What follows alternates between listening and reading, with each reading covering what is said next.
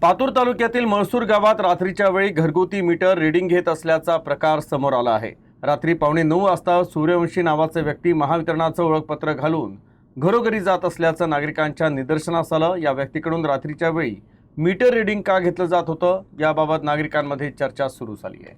काही ग्रामस्थांनी त्याला जाब विचारला असता महावितरणाचा कर्मचारी असल्याचं त्यानं सांगितलं। मात्र त्याच्याकडील ओळखपत्राची वैधता 2024 मध्येच संपली असल्याचं समोर आलं। त्यानंतर ग्रामस्थांनी संबंधित वरिष्ठ अधिकाऱ्याशी फोनवरून संपर्क साधत याबाबत विचारणा केली।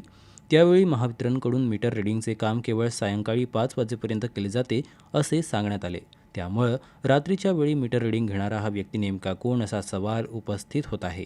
नागरिकांनी त्याच्या विरोधात तक्रार करणार असं सांगितलं असता त्याने उलट नागरिकांशी उद्धटपणे बोलत आपण नियमानुसारच काम करत असल्याचं सांगितलं। या प्रकारामुळे मळसूर गावात संशयाचं वातावरण निर्माण झालं असून महावितरणने संबंधित व्यक्तीची चौकशी करत कारवाई करण्याची मागणी नागरिकांमधून होत आहे।